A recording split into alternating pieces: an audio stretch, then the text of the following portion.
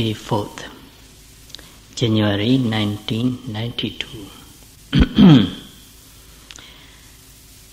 This is our last talk in this retreat. Tomorrow we won't give any talk. This is the last talk.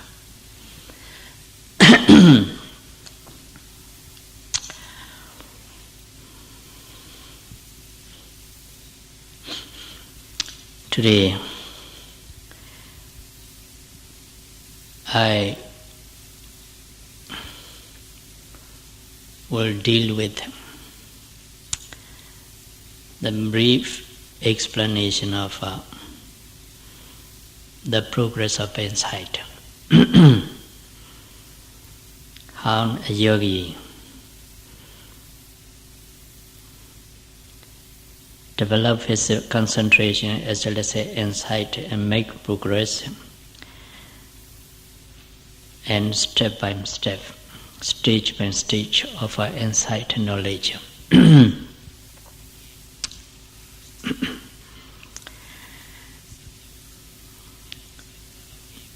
This progress of insight I'll deal with in accordance with description and Visuddhimagga and the progress of insight written by the Venerable Mahasi Sayadaw, but it will be very brief explanation because I will finish it in an hour's time.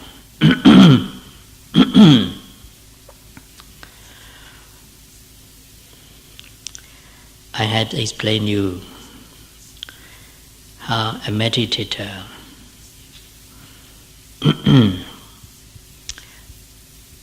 attained the insight knowledge of a discerning materiality and mentality, Namarupa Parichira Jnana, and how a meditator realizes the cause and effect, discerning conditionality, Paccaya Parigaha Jnana, and how a meditator clearly comprehends the three existence of the three characteristics of existence: anicca, dukkha, anatta, impermanent suffering, impersonal nature of body-mind process.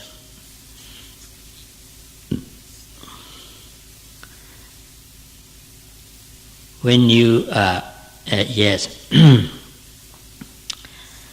before you attained the insight knowledge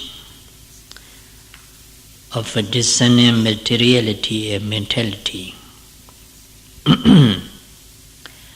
you have to acquire purification of the mind, citta, visuddhi.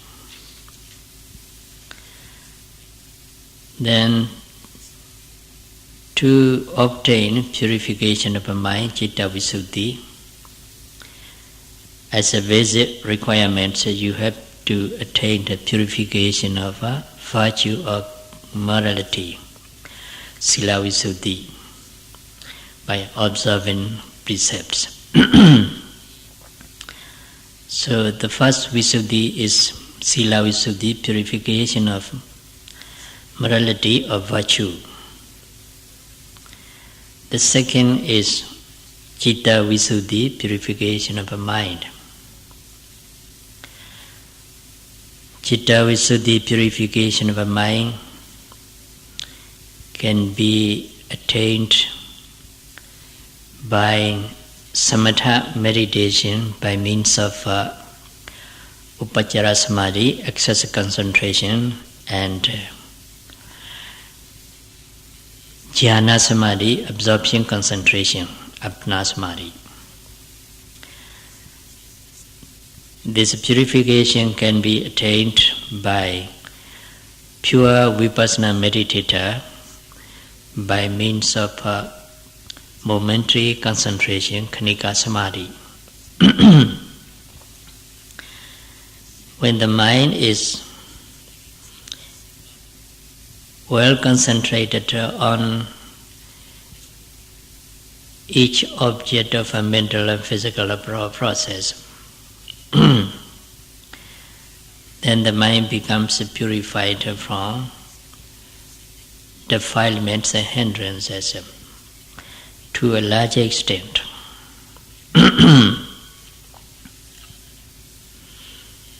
Then the insight knowledge that arises together with the concentrated mind becomes a penetrating and sharp and clear. It begins to realize the specific characteristic of materiality and mentality and distinguishes between mental process and physical process. Then that stage of jnana is called nama rupa paricheda jnana, insight knowledge,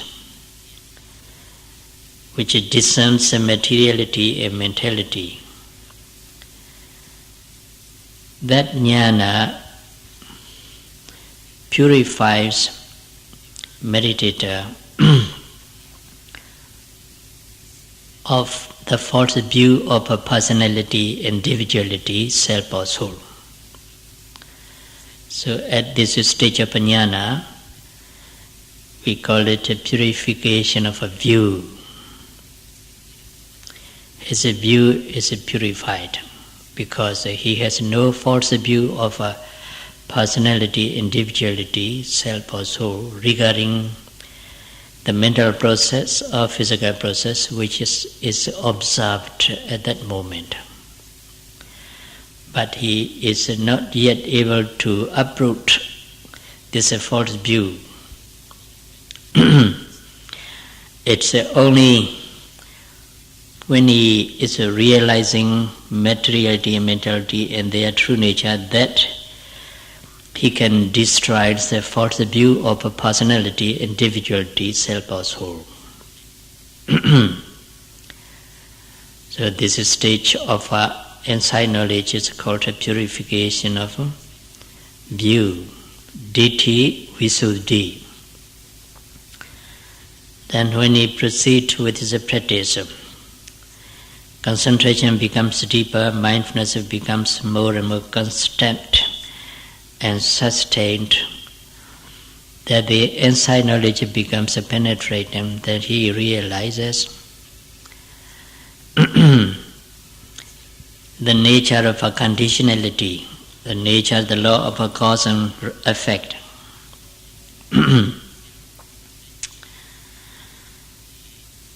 This knowledge purifies the meditator's mind from the skeptical doubts about whether he existed in the past or whether he is existing in the present or whether he will be exist in the future. When we realize as a cause and effect, say, because there's rising movement, so there's the mind that notes it. Because there's a falling movement, there arises the mind that notes it. The object's the cause and the notement, the subject is effect. Because there is movement of the foot, then there arises the mind that notes it. The movement of the foot, the object, physical process, is the cause. And then the mind that notes it, effect, mental process. Then when he are able to realize the intention before some action or every action or movement, he come to realize these movements are not done by me or by a person, by a being. These movements or actions arises dependent on its cause, that's the intention. So intention causes these movements or actions to arise. Then when there is an intention to lift the foot and the foot is lifted, when there is an intention to push it forward, then the foot is pushed forward. When there is the intention to drop it down, the foot is dropped down. When there is an intention to press it, then the foot is pressed. In this way, all the movements of the foot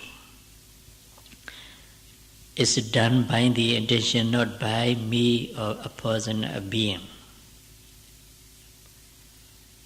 Then, in the same way, when we observe any other mental process or physical process, he comes to realize the cause and effect. Then, that insight knowledge which realizes cause and effect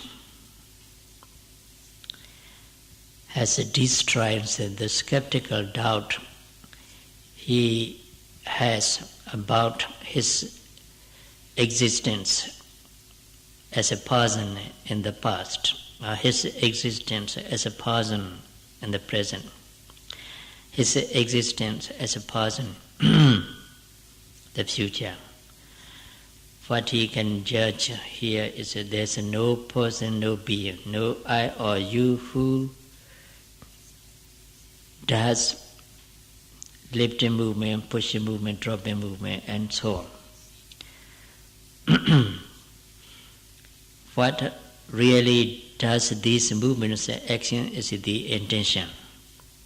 Intention is neither a person nor being, nor is neither a self nor a soul. He judges that. Then he has no doubt about the existence of a so-called a person, a being, in the past, the present, and the future. He clearly sees there's no so-called person or being, self or soul in the world. What really exists is the nature of our cause and effect. So this insight knowledge which discerns a conditionality. Discerns a conditionality is called Kankha Vitarana Visuddhi, or is called Pacchaya Prekahanyana, insight knowledge that discerns a conditionality. So at this stage, we have attained the purification by overcoming doubt, Kankha Vitarana Visuddhi. Then when he proceeds to practice, he is able to comprehend all three aspects of existence, all three characteristics of existence, anicca, dukkha, and anatta, impermanent, suffering, and also no self-nature of a mental and physical process. At this stage, he has to suffer a great deal of pain, but he can observe it. There are a lot of pains. Whenever the pain arises, he observes it. While he is observing this pain, another pain arises. Then he observes another pain. In this way, he has to deal with many painful sensations. Then, with the deeper concentration, persistently and perseveringly, he observes the pain so that he can penetrate, his note mind penetrates into the insight of the pain. Then he comes to realize the impermanence of the painful sensation. Knowing one waves of after another of one waves of a painful sensation after another, arising and passing away, rising and passing away. Sometimes he finds it as a pulsation, as a form of a pulsation. One pulsation rises and then pass away. Sometimes he finds the one weight of a hot feeling arising and then passing away. In this way, in many ways, he finds the painful sensation appearing and disappearing. He comes to realize a nature. In this way, he comes to realize the other mental and physical process arising and passing away. So he judges every mental or physical process is subject to impermanence. So it's a suffering. It's a suffering means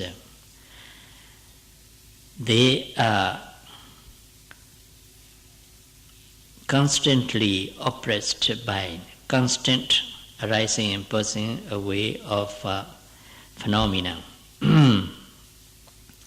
So they are suffering. Then because they are impermanent, they are no person, no being, no self or no soul. Then when he proceeds with his practice, gradually the pain becomes subsided, even though he feels, even if he feels painful sensation, it's not very strong. When he notes it, it goes away in a short time. And also, he can distinguish one movement from the other movements of rising, falling, and so on. In this way, he comes to realize a series of many broken movements of rising and falling. He begins to realize appearance and disappearance of physical process. Sometimes he sees the notima as impermanent, as appearance and disappearance. Then, when he has got over this knowledge of a comprehension, gradually he feels a comfort and happy because there's almost no pain at all. And as he's sitting, and as he's walking, even though the pain arises not very strong, he notices it has gone away. Because there's no disturbances in the mind becomes more and more concentrated. When it's more deeply concentrated, then he feels happy. Then he feels rapture. Because of a deep concentration, the note mind becomes clearer, penetrating. So every object can be noted very easily. The objects also arises to be noted of its own accord. He need not put any effort in the noting. The object of a right physical process or mental process arises, and then the mind very readily, easily notes it. Then it is go away. Then another object arises, then the mind notes it. In this way, he do not make intense effort to note any object. So his effort becomes balanced and steady. It's neither lax nor tense. That's why he feels peace, happy and peaceful and happy and rapture. Then he is a knowledge of noticing the object and realizing it also sharp, lucid and clear. Then it realizes every object, and the object right passes away. Because of a deep concentration and clear insight, and sometimes he sees in his mind a bright light or shining light, sometimes like a radiance of the sun or the moon. Sometimes he sees like a fluorescent light. He knows and note it, seeing, or light. Then the light disappears. When his concentration is not deep enough and insight knowledge is not penetrating enough, the light he sees is just vague and faint, not very bright. This light for some persons lasts instant, very instantly. For some persons it lasts long, sometimes about 1 minute or 30 seconds. Some of the meditators has this light a very, very long time. In this sitting, he see it, he notes it, but it doesn't disappear.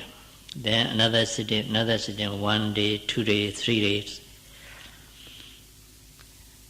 He has to note seeing this light. Then he is disappointed by this light because he could not know any other object of a meditation.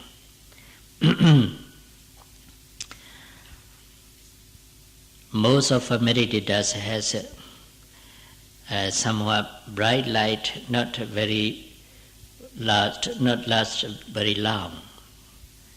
Then it comes and notes it and goes away. Then he has more, there's a stronger faith in the technique and also triple gems, because he has experience which is not experienced by him before. And also, these experiences are also very good. He hasn't experienced such a happiness, peacefulness, rapture in his worldly life. Even if he is a billionaire and a successful businessman, he can't experience such a happy and peaceful experience. Do you think you can have? No. So, he has a strong faith in the Buddha, Dhamma, Sangha and the Triple Gems.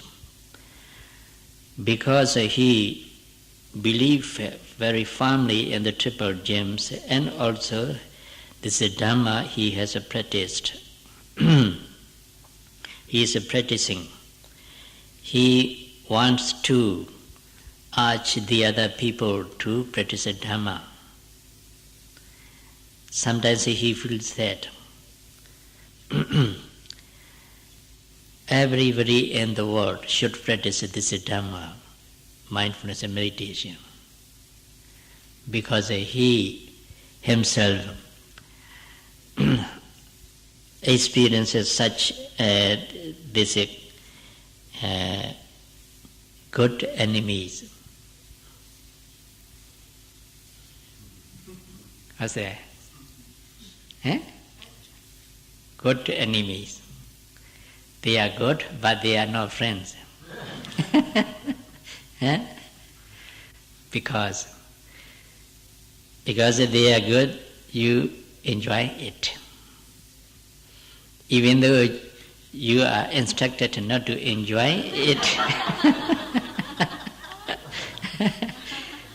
to note it, you can't help enjoying it. Then you are attached to it. Then you are clinging to it. Then you can't go up the higher stages for insight. You stop there. Why? Because your enemies hindered you to make progress and to go ahead. So these are called good enemies. They are of 10 types, but I need not to explain to you 10 types. I explained to you some of them which is common to all meditators, which are common to all meditators. They are called Vipassanupakilesa. Vipassanupakilesa in Pali. It is translated into the 10 corruptions of insight by Nyanaponika Thera and also by Nyanamoli Thera, I think. The 10 corruptions of insight. They corrupted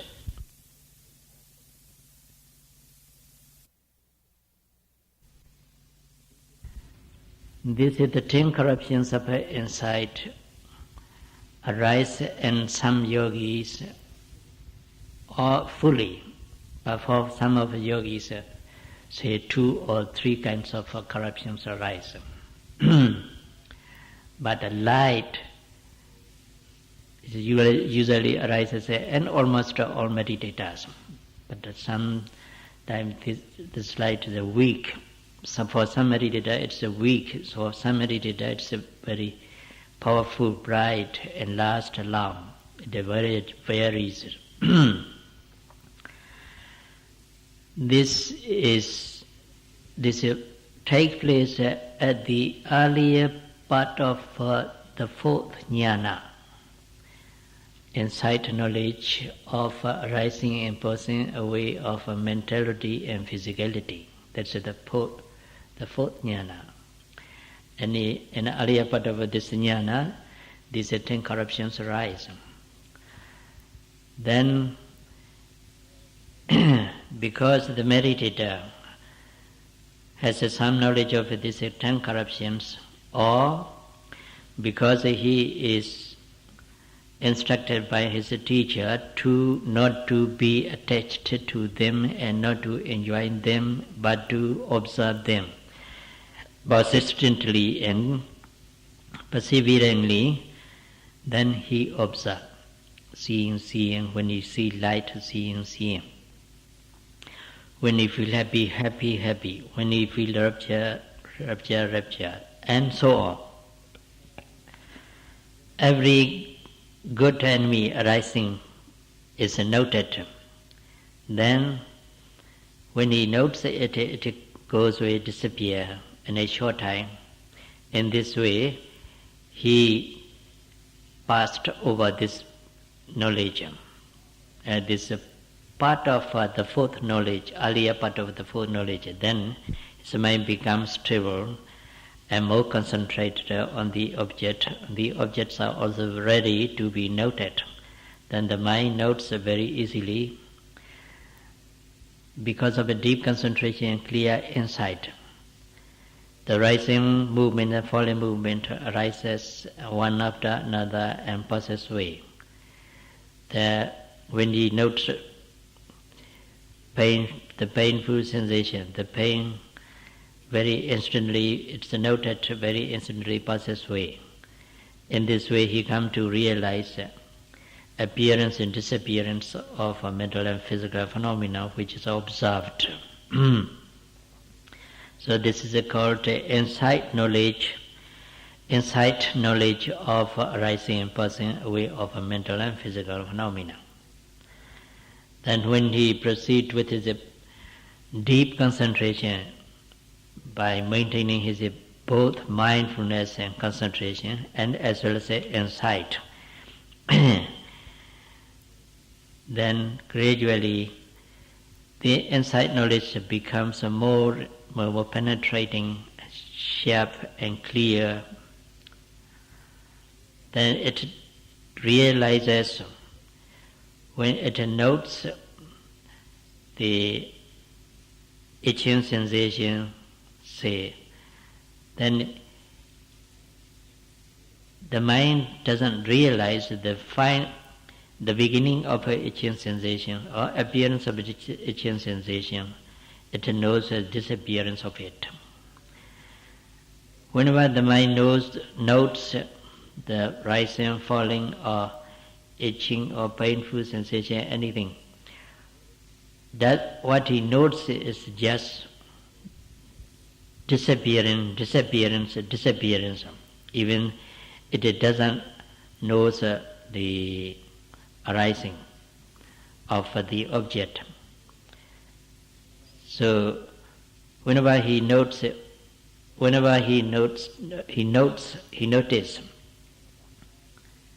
then he finds it disappearing or dissolution. So despite sometimes every mental process, physical process which is arising, when he notes all process are disappearing, dissolution, then sometimes his mind doesn't have any physical or mental process to note. All things are dissolution and the mind sees nothingness.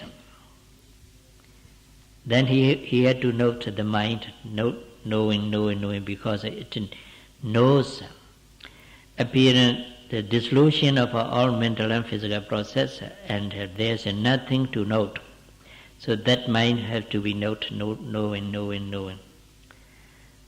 He has lost the sense of his bodily form. What he is knowing is the mind which knows the nothing. Then he has to note knowing. Sometimes this knowing mind together with the noting mind has disappeared a fraction of a second. Then it comes up and knows the nothing. Then the mind knows the nothing and knowing, and so on. This is state of mindfulness. This is stage of insight knowledge is called Vayanyana, knowledge of dissolution. This is the fifth one. The fourth one is Udayabhayanyana, knowledge of arising and passing away of a mental and physical phenomena. The 61 is insight, knowledge of a dissolution. Then whatever he notes, he finds a disappearing. Whatever he notes, he finds dissolution. Then the meditator feels all are fearful because nothing lasts even a second, a millionth of a second. Everything is disappearing. So it's a very fearful. All these mental and physical process are fearful, dreadful. That stage of jnana is called insight knowledge of fearfulness. Sometimes it's called awareness of fearfulness. Bhaya jnana in Pali. But here, for many meditators, they feel fearful. They feel fear and being afraid of something. But when he was asked what he is afraid of, he has no reason to be afraid or to fear. Then without no reason, he feels fear. Actually, he thought mental and physical process disappearing as a fearfulness. So, this is called insight knowledge of a fearfulness, bhaya jnana. Because he feels both mental and physical process disappearing, fearful, then he becomes miserable because he has nothing to enjoy. He has nothing to be attached to. So he feels miserable. Sometimes he feels homesick.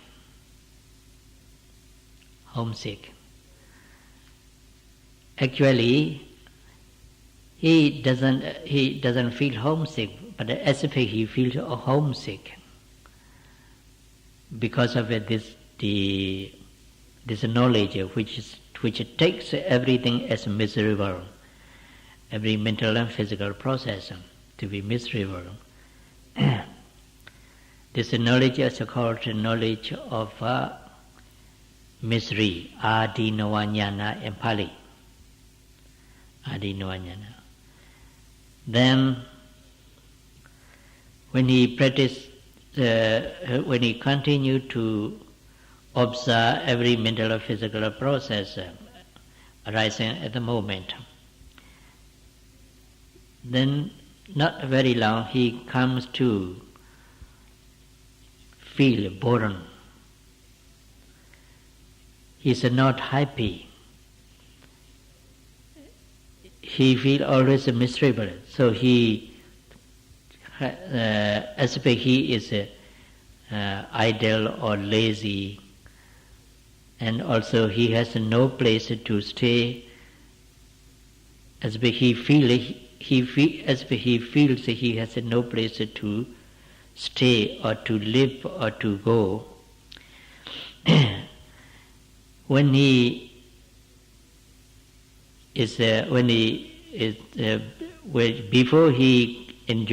before he practices this meditation, he likes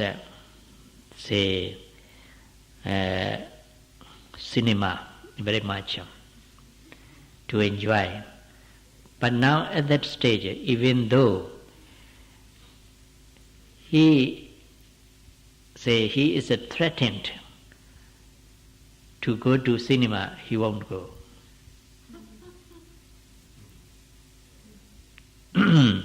So, this knowledge called knowledge of boredom, nibbida jnana, But this knowledge is translated into inside knowledge of disgust. Disgust, because he is disgusted with every mental and physical process which is very disappearing whenever he notes it. So it's translated into inside knowledge of disgust by the Venerable Jnana Phonika, but this also can be such knowledge of boredom. When he feel as if he feel lazy, if he is asked to not to practice meditation and to lie down his bed and sleep, he couldn't do that. He couldn't do that. Yes, after that he proceed with his practice. Then he has attained the insight knowledge of re-observation. Because he feels miserable, he feels fearful about this mental and physical process, so he review or re-observe his mental and physical process. Then at this stage, the meditator has to confront, can I use this word? Confront the dreadful pain, aching, stiffening, itching. The pain is so severe, he thinks he may not be able to observe it. But he could.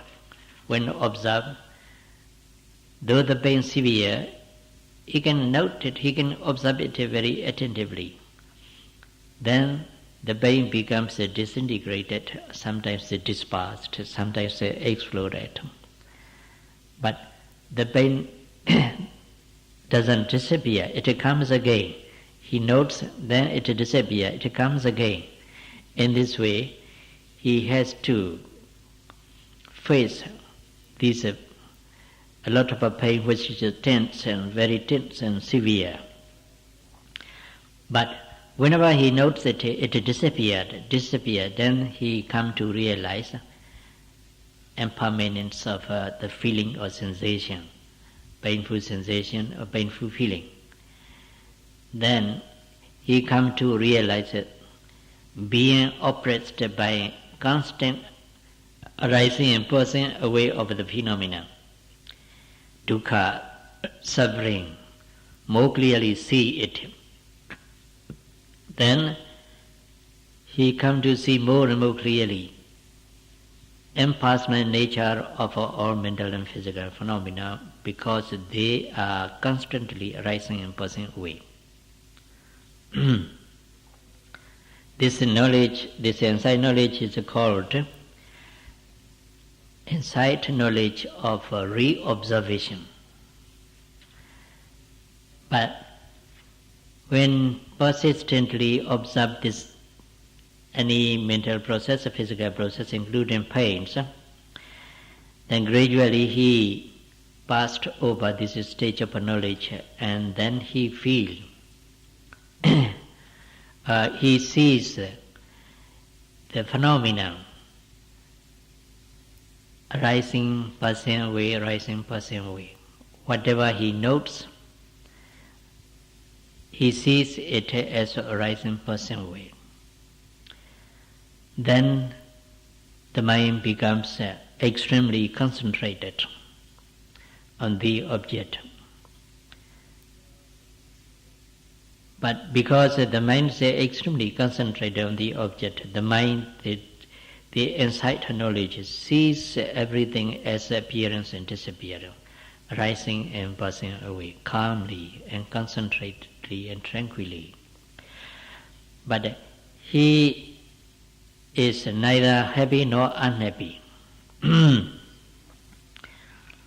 But he sees every mental and physical phenomenon which is observed as appearance and disappearance, constant appearance and disappearance. It's in this stage of insight knowledge that you can't send out your mind to any object which is desirable for you. Even though you send out the mind to any object you like best, it doesn't go. Then in this insight knowledge, the mind becomes elastic. Can I use this word? Elastic. Even though you push it to the mind to the object you desire most, it doesn't go, it comes back again. As if you throw a ball at the wall. Very good stage of insight knowledge. It's called insight knowledge of equanimity. The meditator feels neutral about the formations, mental process or physical process. So it's called the insight knowledge of equanimity about the formations. Sankharupakkhanyana it's called. This is the 11th stage of insight knowledge. This knowledge is the best one of all 13 insight knowledge. Then you are not reluctant, you feel not reluctant, you feel not lazy, you feel not hurry up, but as you observe whatever arises in your body and mind, you can sit on 2 hours, 3 hours, 4 hours. Concentration is very, very deep. The mind doesn't go out. When you walk, you see every movement of the foot very clearly arising and passing away. Sometimes you lose the sense of the form, the shape of the foot. What you are feeling, what you are realizing is just a feeling of a movement or just movements. Then, because your effort becomes neither legs nor tense, so mindfulness becomes steady, balanced. Then concentration becomes deep enough. So gradually you go forward very rapidly. Then the concentration, the object arising, the object that mental and physical process, sometimes very quickly arising and then very quickly passes away, but you can note it.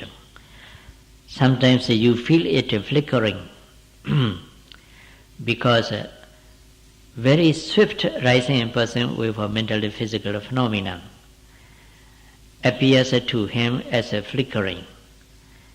Then in this way, he comes to attain the stage of insight knowledge that is called insight knowledge of adaptation. And also this jnana is called insight leading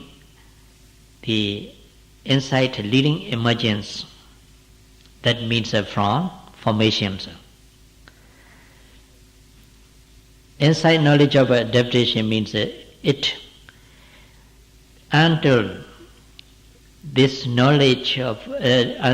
insight knowledge, he is an ordinary man or ordinary person, a puthojana, we call it puthojana. After he has passed this jnana and another one very instantly, then he gets into the noble one, Ariya Puggala. So this jnana adapts puthojana to be in conformity with the quality of Ariya Jnana too. It's called adaptation, knowledge of adaptation. But after he passed this jnana, he attained another jnana, maturity knowledge. This is a borderline between Puthojana, ordinary person, and Ariya Pugala, noble one. When he passed this borderline, his note mind, he feels as if it drops to a certain state of a mental and physical process. That is called Maganyana. The text says at this stage of jnana, the mind abides in Nibbana, taking Nibbana as its object. Then after that, another consciousness arises and abides in the Nibbana. This is called fruition knowledge. In this way, he has attained Maganyana and Phalanyana, path knowledge and fruition knowledge. Then after he has attained fruition knowledge, he reviews about his experiences. He has come through all the course of a meditative practice. And also he reviews whether he has destroyed any mental defilements or not, whether he has attained the cessation of suffering Nibbana or not. Then he comes to realize, say, if he has attained the first part knowledge, the first stage of enlightenment, by reviewing his experience, he comes to realize he has destroyed the false view of personality, individuality. Not he has destroyed, he has uprooted, exterminated the false view of a personality, individuality, Sakkaya deity, and deity. And also he come to realize that he has eradicated the skeptical doubt about the triple gems. It's called Vicikiccha. The false view of a personality, individuality is called Sakkaya deity and the deity. The skeptical doubt about the triple gem is called Vicikiccha. So the scriptures and the commentary to it is said, the first noble one who has attained the first path knowledge and fruition knowledge has uprooted deity and Vicikiccha, Sakkaya deity and Vicikiccha. Because he has destroyed, uprooted the false view of a personality, individuality, self or soul.